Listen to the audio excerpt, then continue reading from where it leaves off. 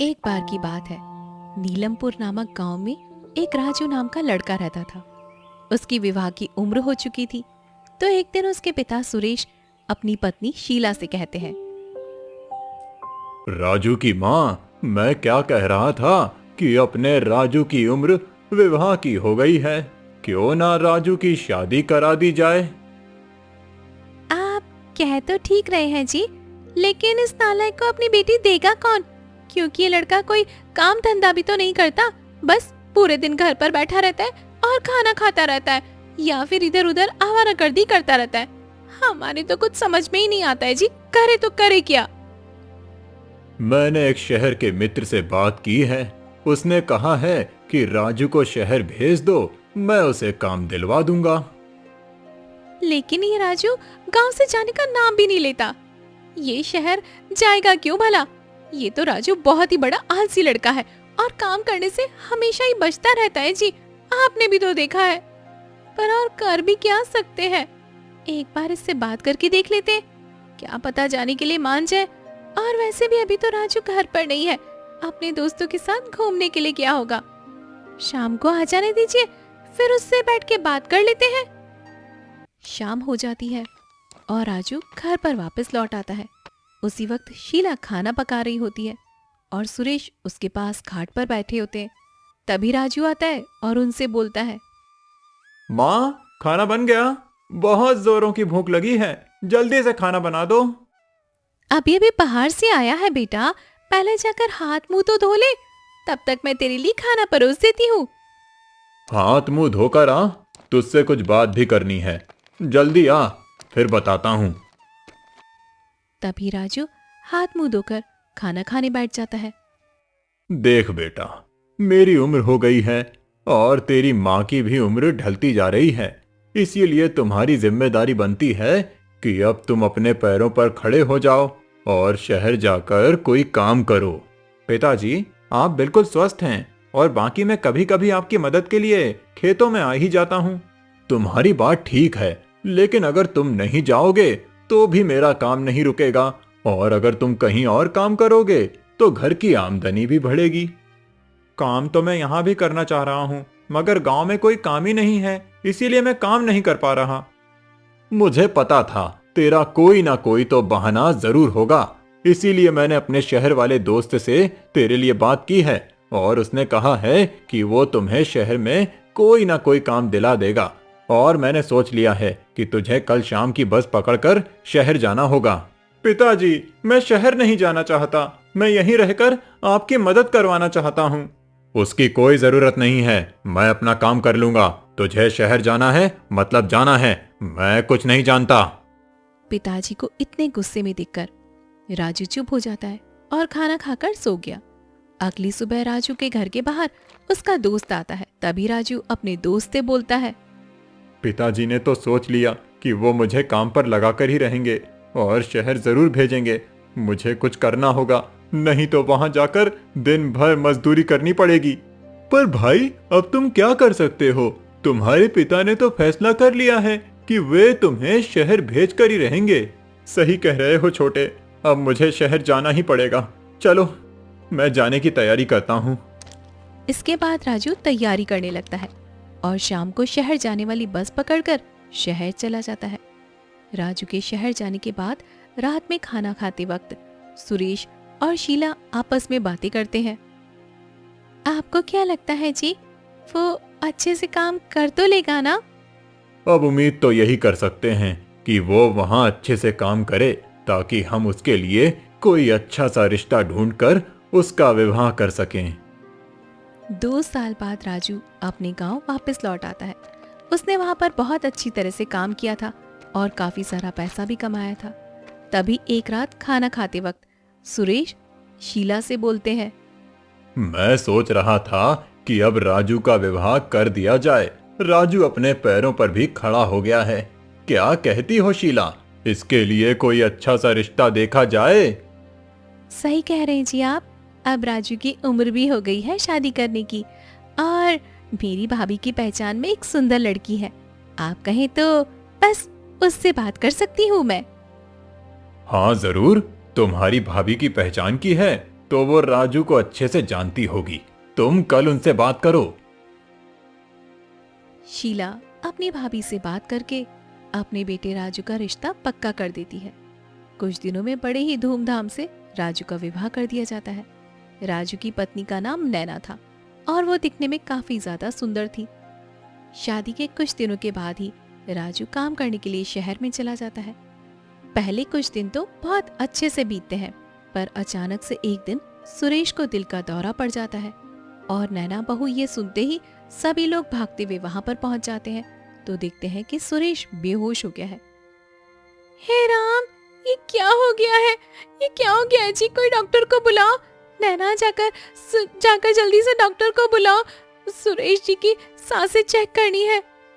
लेकिन माँ जी, पिताजी की सांस तो बंद हो गई है। ये सुनते ही शीला जोर जोर से रोने लगती है। तभी नैना फोन लगाकर सारी बातें राजू को बता देती है कि पिताजी की मौत हो चुकी है। पिताजी की मौत की खबर सुनते ही राजू जल्दी से घर आ जाता है।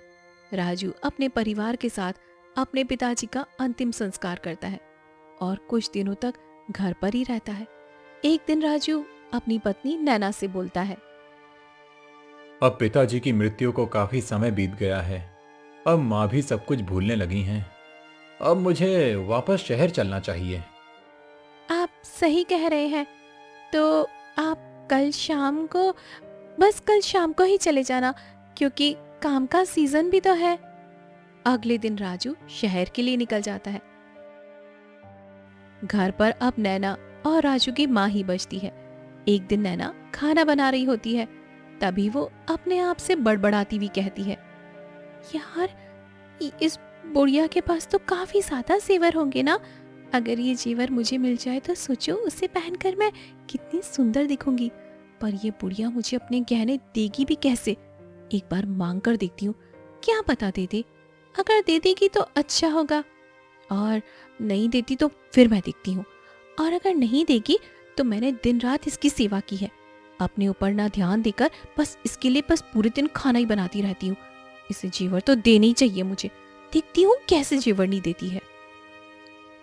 इसके बाद नैना अपनी सास शीला के पास जाती है और उससे कहती है, माँ जी, जो गहने आपके पास में रखे हैं वो कहाँ पर रखे हुए हैं? जरा मुझे बताइए ना। शीला को वो गहने काफी ज्यादा पसंद थे, क्योंकि वो गहने शीला ने और उसके पति ने बड़े ही प्रेम से बनवाए थे। बेटी, वो गहने अभी मेरे पास ही रहने दो। मेरे बनने के बाद वो सब तुम्हारे पास ही तो आने वाले हैं। वैसे भी वो गहने मुझे बहुत ज्यादा पसंद है बेटी। ये सुनते ही नैना गुस्से में अपने कमरे में चली जाती है। शीला को भी काफी ज्यादा दुख होता है और वो सोचती है कि उसे वो गहने दे देने चाहिए थे। आखिरकार ये सारे गहने उसी के तो होने वाले थे। उसके बाद से उसकी बहू नैना अपनी सास के साथ बिल्कुल भी अच्छा व्यवहार नहीं करती, हमेशा शीला के ऊपर चिल्लाती रहती थी। इन सब से परेशान होकर एक दिन शीला नैना को अपने पास बुलाती है। नैना बेटी, कहाँ हो? सुनो जरा। क्यों चिल्ला रही हो? मैं बहरी नहीं हूँ, बोलो क्या काम है आपको मुझसे? इतना जोर जोर से चिल्ला के क्यों बात कर रही हो मुझसे? बेटी, जब से मैंने तुम्हें गहने देने से मना किया है, तुम्हारा व्यवहार काफी ज्यादा बदल गया है। अगर तुम्हें गहने चाहिए तो ये लो चाबी, और मेरे कमरे के बक्से में वो सारे गहने रखे हैं, उन्हें जाकर ले लो। अच्छा, इधर लाइए चाबी, मैं अभी जाकर लेकर आती हूँ। चाबी लेकर नैना माँ जी के कमरे में जाती है और तभी वहां से पीछे पीछे शीला भी आ जाती है। गहने मिलने के बाद में नैना का व्यवहार अच्छा होने की जगह काफी ज्यादा बुरा हो जाता है। वो सिर्फ अपने लिए ही खाना बनाती थी, और जब भी शीला खाने के लिए पूछती तभी वो अपनी सास से कहती कि अभी खाना नहीं बना है और मुझे आज खाना बनाने का मन भी नहीं है।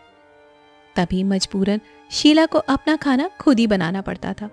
एक दिन जब शीला खाना बना रही थी तभी अचानक से बिना बताए उसका बेटा आ जाता है और अपनी माँ को काम करता देखकर वो अपनी माँ से पूछने लगता है, आओ बेटा आओ, तुम कब आए? कैसे हो? बैठो, मैं अभी खाना परोसती हूँ तुम्हारे लिए, साथ में मिलकर खा लेते हैं। खाना मैं खा लूंगा माँ, लेकिन पहले ये बताओ कि नैना कहाँ है और तुम खाना क्यों बना रही हो? तभी नैना मटकते हुए बाहर से आती है उसको बाहर से आता देखकर राजू उससे कहता है, नैना, तुम कहाँ गई थी? और माँ खाना क्यों बना रही हैं? क्या तुमने खाना नहीं बनाया था? क्योंकि राजू बिन बताए आया था, इसलिए उसे यूं देखकर नैना पूरी तरह से चौंक जाती है। सुनाई नहीं दिया क्या? मैं कुछ पूछ रहा हूँ। माँ खाना क्यों बना रही है? और तुमने खाना क्यों नहीं बनाया? वो मैं पड़ोस वाली आंटी के पास किसी काम से गई थी, इसलिए खाना नहीं बना पाई और मैं आकर खाना बनाने ही वाली थी। मैं सब कुछ समझ गया हूँ। तुम बहाना बना रही हो। और ये गहने जो तुमने पहने हैं, ये तो माँ के हैं। मतलब तुमने माँ के गहने तक ले लिए? आपसे मुझे ये उम्मीद नहीं थी। आपने हमारी माँ का ये हाल कर दिया। मैंने सोचा था कि मैं अचानक से घर आकर आप सबको ये बताऊंगा कि मैंने शहर में एक बहुत बड़ा घर ले लिया है और अब हम सब वहां रहेंगे। पर अब हम सब वहां नहीं, सिर्फ मैं और मेरी माँ वहां रहेंगे, तुम नहीं। मुझे माफ कर दीजिए, मुझसे बहुत बड़ी गलती हो गई है। मुझे माँ जी के साथ ऐसा व्यवहार नहीं करना चाहिए था। मैं आपको यकीन दिलाती हूँ कि ऐसा वापस दोबारा कभी नहीं होगा। मुझे माफ कर दीजिए। माफी हमसे नहीं, जिसके साथ तुमने ऐसा व्यवहार किया है उनसे मांगो। हमें माफ कर दीजिए माँ जी, हमसे बहुत बड़ी गलती हो गई है। हमें आपके साथ में ऐसा व्यवहार नहीं करना चाहिए था। कोई बात नहीं बेटी, माफी मांगने की जरूरत नहीं है। तुम्हें अपनी गलती समझ में आ गई, यही बहुत बड़ी बात है। फिर सभी लोग राजू के साथ शहर जाकर सुखी जीवन बिताने लगे और उसके बाद नैना भी अपनी सास शीला का अच्छे से ख्याल रखने लगी।